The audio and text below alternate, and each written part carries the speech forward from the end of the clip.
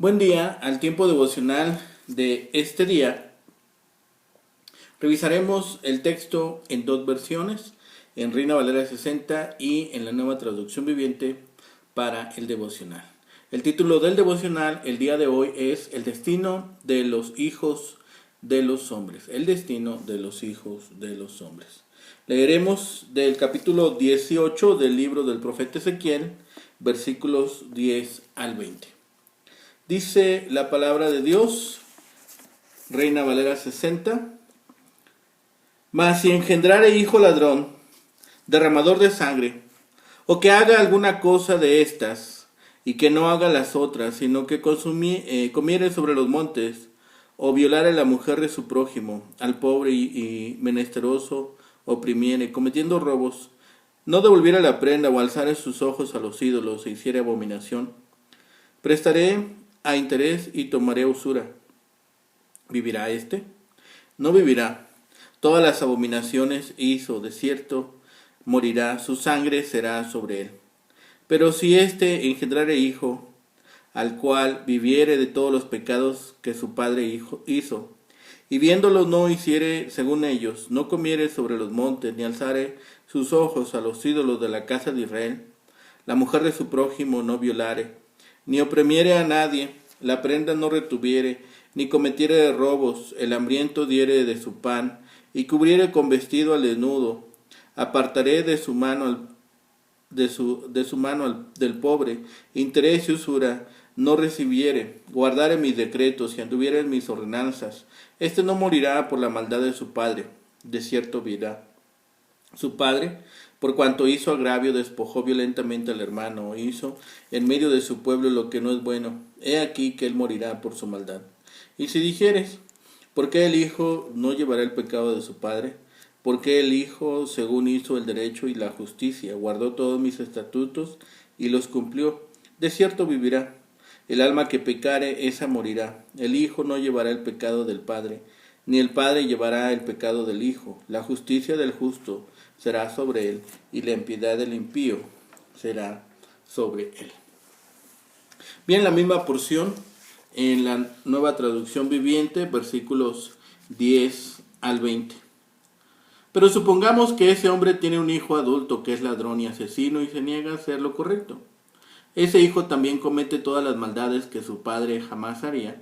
Rinde culto a los ídolos en los montes, comete adulterio, oprime a los pobres e indefensos, roba a los deudores al negarles que recuperen sus ganancias, rinde culto a ídolos, comete pecados detestables y presta dinero con intereses excesivos. ¿Acaso debería vivir ese pecador? No, tiene que morir y asumir toda la culpa. Pero supongamos que ese hijo pecador a su vez tiene un hijo que ve la maldad de su padre y decide no llevar esa clase de vida. Ese hijo se niega a rendir culto a ídolos en los montes y no comete adulterio.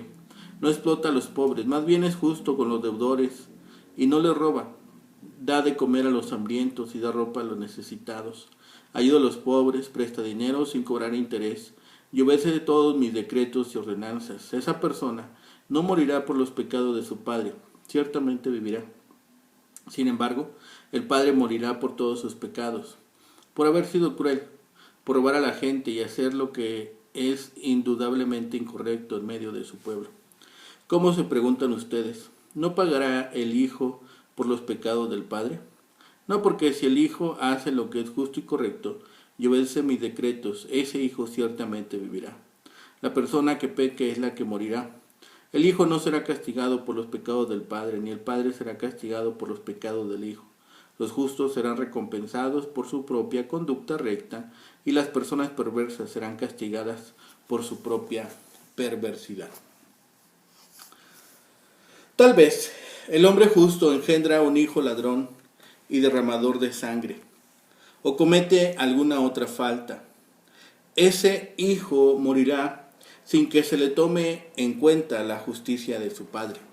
Sin embargo, si ese hijo ladrón engendra a uno que al conocer los pecados de su padre decide no ser igual a él, sino obedecer a Dios, este hijo vivirá. No se le culpará por los pecados de su padre. Su vida será evaluada según su propia conducta. En fin, el pecador morirá por su propio pecado. También el justo recibirá la recompensa por su justicia. Nadie puede disculparse ni echar la culpa a sus padres. Dios no juzga así. Dice Ezequiel, el hijo malo del hombre justo morirá. El hecho de que un hombre es justo no quiere decir que su hijo recibirá crédito alguno por la justicia del Padre. Siendo este hijo malo, recibirá el castigo por sus hechos malos. El hijo bueno del hombre malo se salvará. Si un hijo ha tenido un padre malo, esto no quiere decir que el hijo será castigado. Al contrario, recibirá una buena recompensa por sus hechos, a pesar de la maldad de su padre. Esta es la parte de la contestación a las preguntas y objeciones del pueblo, de aquí hasta el final del capítulo en el versículo 32. A la pregunta, ¿por qué el hijo no llevará culpa por el pecado de su padre? Contesta el profeta que ese hijo hizo justicia y juicio. Esto está de acuerdo con el principio que el profeta va estableciendo, que el alma que pecare, esa morirá. Si aquel hombre tiene un hijo violento, inmundo y opresor, ese hijo morirá por causa de su propio pecado. Si ese hombre a su vez tiene un hijo que evita la iniquidad de su padre y actúa con justicia, ese hijo no será castigado por los pecados de su padre, entonces vivirá.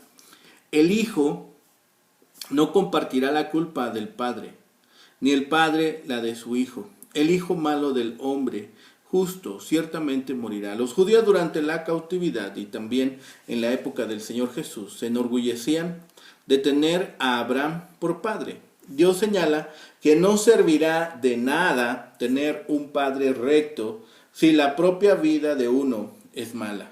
Nosotros también tendemos a depender de la espiritualidad de otros, pero la vida justa y santa de nuestros padres y líderes piadosos debe convertirse en una realidad en nuestra propia vida. El hijo justo del padre malo ciertamente vivirá, pero el padre impío morirá por su propia maldad.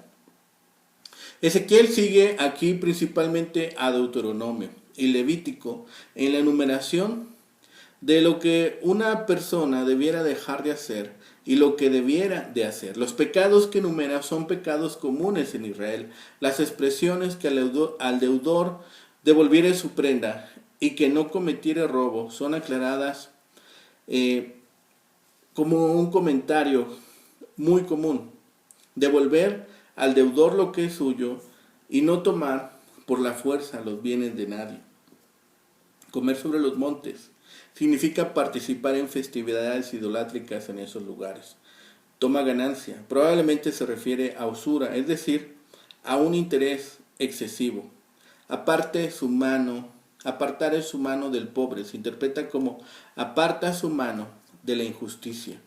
El tema de este pasaje es el requerimiento de la justicia individual. El pensamiento clave se encuentra en el versículo 20. El alma que pecare, esa morirá. Uno no puede culpar honradamente a sus antepasados. Uno no puede culpar con verdad a su ambiente. Uno no debe culpar a Dios porque es justo y misericordioso. Aquí Ezequiel presenta la segunda generación. El hijo al que se refiere es directamente responsable ante Dios. La justicia de su padre ciertamente no le salvará. Ese hombre no tiene a nadie a quien culpar, sino a él mismo cuando enfrente las consecuencias de sus malvados actos. Su sangre caerá sobre él. Debemos tomar en serio esta advertencia. Puede ser que provenimos de una familia de tradición cristiana. Desde luego que ese es un motivo para estar agradecidos, pero no garantiza la salvación, la cual depende solamente de nuestra propia relación con el Señor, nuestra relación vertical, nuestra relación personal con Dios. Así que también aquí Ezequiel habla de la tercera generación. El nieto se dio cuenta de los pecados de su padre y no lo repitió. Por consiguiente, los pecados del padre no se le cargarán al hijo. En realidad, la pregunta aquí es, ¿no es eso lo que nos está pasando? ¿Acaso no nos están castigando por los pecados de nuestros padres? Y la respuesta de Dios era no. Ellos habían perpetuado los pecados de sus padres y los consideraban responsables y los castigaba por sus propios pecados. Esta verdad no es una contradicción con Éxodo 25, donde el Señor dice: visito la maldad de los padres sobre los hijos hasta la tercera y cuarta generación de los que me aborrecen. Este pasaje describe una situación en la que varias generaciones han aborrecido al Señor y han pasado por alto la voluntad de Dios Todopoderoso. La generación subsiguiente multiplica los pecados de la generación anterior. Dios actúa entonces de acuerdo con el odio que han mostrado. No obstante, a cada persona se le responsabiliza y se le castiga por sus propios pecados, no por los pecados de su padre. Si un hombre que hubiera mostrado su fe por sus obras tuviera un hijo impío cuyo carácter y conducta fueran el reverso de los de su padre, ¿podría esperarse que escapara de la venganza divina por la piedad de su padre? Seguro que no. Si un hombre malo tuviera un hijo que anduviera como es justo ante Dios, este hombre no perecería por los pecados de su padre. Si el hijo no estuvo libre de males en esta vida, aún así es partícipe de la salvación. La cuestión aquí no es sobre si la base meritoria de la justificación, sino sobre los tratos del Señor con el justo y el injusto. Después de haber establecido la norma general del juicio, Dios, por medio del profeta, muestra en estos versículos que el parentesco no influye en la responsabilidad moral de forma que altere los casos expuestos. En otras palabras, es falso el principio de la responsabilidad heredada. Ocurre con frecuencia que unos padres piadosos tienen hijos impíos y que padres impíos tienen hijos piadosos. Un impío morirá en su iniquidad aunque sea hijo de un padre piadoso. Se supone aquí que este hijo comete toda clase de barbaridades que su padre evitó con esmero. Este malvado morirá a pesar de ser hijo de un padre tan bueno. Un hombre justo será dichoso aunque sea hijo de un padre impío. Aunque el padre comió las uvas agraces y los hijos no tuvieron parte en ello, no lo pasarán peor por lo que hizo su padre. Solo el malvado padre morirá en su iniquidad, pero su hijo piadoso no sufrirá ningún daño personal por ello. Dios apela inmediatamente a los judíos murmuradores para que digan si no han sido injustos con él al expresar su proverbio. Así de sencillo es el caso, y con todo decís, ¿no carga el hijo con la iniquidad del padre? ¿Es que no existe el principio de culpabilidad solidaria? Pues no, contesta Dios, no carga con ella, puesto que el hijo ha obrado según el derecho y la justicia y ha guardado todos sus mis estatutos y los ha cumplido. De cierto vivirá. Los que acusaban de injusticia a Dios eran hijos que llevaban la iniquidad de sus padres, sencillamente porque no habían obrado según el derecho y la justicia, y por tanto habían seguido las pisadas de sus impíos padres, y sufrirían así justamente por sus propios pecados. No tenían pues motivo para quejarse contra el modo de proceder de Dios con ellos, como si fuese injusto en modo alguno, aunque tuviesen razón para quejarse del mal ejemplo que les habían dado sus padres. Es cierto que hay una especie de maldición ligada a ciertas familias malvadas, pero también es cierto que tal vinculación puede cortarse por medio del arrepentimiento y la reforma de vida. Sean pues los impenitentes que a nadie tienen que echar la culpa del castigo que sufran, sino solo a sí mismos. Por consiguiente, Dios repite en el versículo 20 la norma de juicio antes establecida. El alma que peque, esa morirá, y no ninguna otra a causa de ella. Dios cumple así con la instrucción que Él mismo dio a los jueces humanos. El Hijo no llevará el pecado del Padre si no sigue las pisadas del Padre, ni el Padre llevará el pecado del Hijo, a no ser que le haya dado mal ejemplo o no haya hecho nada para disuadirle de sus malos caminos. Deuteronomio 24:16. En el día de la revelación del justo juicio de Dios, que está ahora como un nublado o eclipse, la justicia del justo aparecerá ante todo el mundo que está sobre él, para su eterno consuelo y honor. Sobre él como un manto o como una corona, y la impiedad del impío será sobre él para su eterna confusión. Sobre él como una cadena o como un peso enorme que lo hunda en el abismo. Ezequiel aquí habla de la segunda situación hipotética, la del padre justo que engendra a un hijo rebelde y violento. Para describirlo dijo, ¿qué sucedería si un hombre justo engendrare un hijo ladrón, derramador de sangre, que comete los pecados que su padre evitó? El veredicto divino sobre ese hombre sería desfavorable. El Señor preguntó, ¿vivirá éste? Y respondió, no vivirá. De cierto morirá, su sangre será sobre él. La piedad de su padre no podría beneficiar al hijo. Esto confirmaba la falsedad del proverbio que el pueblo tanto repetía y la verdad del principio divino. En este tercer caso, al final del versículo 14 al 20, Ezequiel continúa usando la figura de la familia hipotética.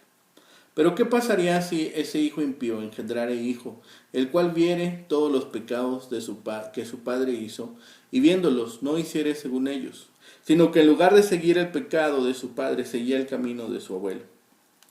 La conclusión a la cual el Señor nos lleva es obvia. Ese no morirá por la maldad de su padre, de cierto vivirá. Un hijo piadoso no sería castigado por las obras malas de su progenitor, aunque su padre morirá por su maldad. El refrán que había sido citado en el versículo 2, por tanto, era incorrecto. Cuando el pueblo fuera juzgado, no sería por los pecados de una generación anterior. Solo aquellos que permanecieran fieles a Dios serían liberados. Al decir vivirá, Ezequiel quería decir que escaparía del castigo en esta vida. A continuación, Ezequiel volvió a repetir su idea. El alma que pecare, esa morirá. Aquí, entonces, en el segundo ejemplo, el negativo, el principio general o la actividad de vida tiene que ver con la violencia, mientras que su padre, a través de sus virtudes presentadas, preserva la vida. Aún la de los oprimidos. El hijo se presenta inicialmente como un violento. En el último ejemplo, el principio es presentado por oposición al anterior, es decir, volviendo al modelo de su abuelo. En el cuadro vemos con claridad que sus virtudes son casi un calco de las de este. Luego, del principio que podemos llamar general, comienza la lista de virtudes y pecados o defectos que están relacionados con Levítico 18 y 19. Notemos aquí que usa la misma terminología. En algunos casos son presentadas de manera positiva como una virtud y negativa como un pecado. Mientras que la mayoría de la forma negativa es la virtud y la positiva del pecado. La más completa de las listas es la que se encuentra en el primer ejemplo y que se puede agrupar de la siguiente manera. En primer lugar, el justo es aquel que rinde culto a Jehová solo como el verdadero Dios. Esto está representado por las frases que come solo sobre los montes, alza sus ojos hacia los ídolos. Aquí vemos el rechazo de las prácticas paganas y los dioses falsos. La primera frase no tiene paralelos en el Antiguo Testamento, posiblemente se refiera a las fiestas celebradas en honor a la presencia de los dioses. En segundo lugar, la persona justa es aquella que tiene una conducta moral de acuerdo con las demandas del pacto y guarda y mantiene la fidelidad matrimonial y la pureza moral. El adulterio es condenado de manera clara en toda la Escritura. La segunda expresión, unirse a mujer menstruosa, se refiere a una práctica que era considerada como exceder los límites de lo permitido. En tercer lugar, la persona justa es aquella que tiene una vida económica acorde a las demandas de la palabra, especialmente con los que están en desventaja. Los otros son tratados con bondad, generosidad y justicia. Esta persona no roba, ni hace lo malo o abusa de cualquiera, sobre todo el necesitado, sino da comida y viste a los pobres. En cuarto lugar, se menciona en la segunda parte del versículo 8 dos conductas que pueden llamarse menos específicas que las anteriores. La primera, retrae su mano de la maldad. La palabra que se traduce maldad sería mejor traducida injusticia. Esto se relaciona con la siguiente, obra verdadera justicia entre hombre y hombre. Parece ser una referencia a Levítico 19, 15 y 35. Y quinto, finalmente la persona justa respeta y observa la ley divina y humana. Esta es una virtud que es comprensiva. Si tiene esta actitud, entonces las otras resultarán. El final del versículo 9 cierra el primer ejemplo. Como mencionamos, es clave para entender los otros con la afirmación vivirá. Esta expresión debe entenderse en el contexto de lo que están tratando el profeta. Escaparán de juicio o castigo que está a punto de llegar. El segundo ejemplo lo vemos en los versículos 10 al 13. El hijo del hombre virtuoso era la antítesis de su padre. Él se complació en todas las cosas injustas y malas de que su padre se abstuvo. El hijo malo debe ser impune porque tiene un padre virtuoso. La respuesta es un descalificativo no. El tercer ejemplo es el caso del nieto del hombre justo, el hijo del hombre malo. Él había comparado la vida de su abuelo y el estilo de vida de su padre, y escogió seguir el ejemplo de su abuelo piadoso. Así que la conclusión del tema es, ¿debe un hijo piadoso asumir la culpa de un padre malo o impío? La respuesta era de nuevo un contundente no. La segunda sección en la que dividimos este capítulo se encuentra aquí en el 19, versículos 19 al 24. Esta comienza con una pregunta y el resto en la segunda parte del versículo 19 al 24 es la respuesta a la pregunta que se hace en la primera sección del versículo 19, que dice, ¿cómo se preguntan ustedes? ¿No pagará el hijo por los pecados del padre? La pregunta está en relación con los ejemplos y es algo así como un resumen. Si prestamos un poco de atención al texto, podemos ver que se trata de una especie de contraparte del proverbio que se dio al inicio del capítulo en el versículo 2. Si en el inicio se mencionó por qué el hijo debe pagar la culpa de los padres, ahora pregunta por qué el hijo no paga por la culpa del padre. La respuesta tiene dos partes.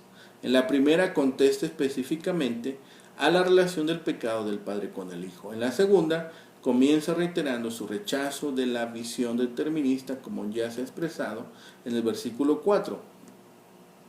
Así, esta parte nos sirve de respuesta a la pregunta que ha hecho el Señor. El justo vivirá, pero el injusto morirá o perecerá. Y esto nos ha hablado de la responsabilidad. El día de ayer, la responsabilidad individual y hoy la responsabilidad de los hijos con los padres. A veces las advertencias se entrelazan con las excusas. El pueblo de los días de Ezequiel, que sufría por las consecuencias de una historia de rebelión contra Dios, encontró más fácil usar a sus ancestros por el pecado que asumir la responsabilidad por sus propias ofensas. Podemos entender su situación. Sus circunstancias inmediatas tenían pocas esperanzas. Habían llegado las noticias sobre la caída y destrucción de Jerusalén. Los planes para el regreso a la tierra prometida fueron estropeados por las descripciones de la devastación. La ruina del juicio de Dios parecía muy grande para ser restaurada. Es más fácil hundirse en el pesimismo en esos momentos. El proverbio más amargo sobre las uvas agrias y la dentera llegó a ser un lema de resentimiento para el pueblo. En vez de examinar su propia conducta delante de Dios, excusaban su pecado, acusando a sus padres. La ley de causa y efecto se hace evidente aquí, pero las conexiones exactas suelen evitarnos. El pecado siempre trae consecuencias. El segundo mandamiento señala el pecado de la idolatría, un pecado del cual fluyen muchos otros, que provoca efectos que pueden durar por generaciones. Pero Ezequiel tenía que recordar al pueblo que experimentar privaciones como consecuencia de los pecados de los ancestros no era lo mismo que el juicio por los pecados personales. El sufrimiento causado por los pecados de otros no es excusa para el comportamiento pecaminoso deliberado. Dios declaró a los israelitas y también a nosotros que podemos sufrir por los delitos de otros, pero seremos juzgados por los nuestros. Yo os juzgaré a cada uno según sus caminos, oh casa de Israel. ¿Cuál debe ser nuestra respuesta? Convertíos y apartaos de todas vuestras transgresiones. Esto conduciría a un corazón nuevo y a un espíritu nuevo. Quizá la evidencia más clara de nuestra naturaleza humana caída puede oírse en nuestra prontitud para excusar a otros cuando tenemos que examinarnos y recordar que somos responsables ante Dios. Su mensaje para nosotros es persistente. Convertíos pues y viviréis. En cuanto a la forma de comportarse de los hombres justos, dice que incluso devolvería la prenda que había dejado aquel deudor. Se refiere a que el prestador le permitiría al deudor usar su manto, que entregó como garantía, todas las noches mientras durara el periodo del préstamo. Si el manto era aquel que les servía para cubrirse y aquel que había hecho el préstamo no se lo permitía, el deudor tendría frío por la noche y el deudor se vería desprotegido. Pensaría en su prójimo, pensaría en la necesidad y no se estaría aprovechando de la circunstancia que le llevó a aquel instante. Este capítulo 18 finalmente describe 3 generaciones, el padre, el hijo y el nieto. Cada uno escogió un camino muy distinto de su antecesor. Somos libres para escoger nuestro camino en la vida, pero también libres para tener responsabilidad por nuestro propio destino y por el destino que tendremos en la eternidad. No importa la nación, país o pueblo que cree que se puede gozar de libertad sin practicar la responsabilidad de hacerlo, ese pueblo está destinado a la ruina a largo plazo. Pensemos en la libertad, pero también en la responsabilidad que tenemos delante de Dios.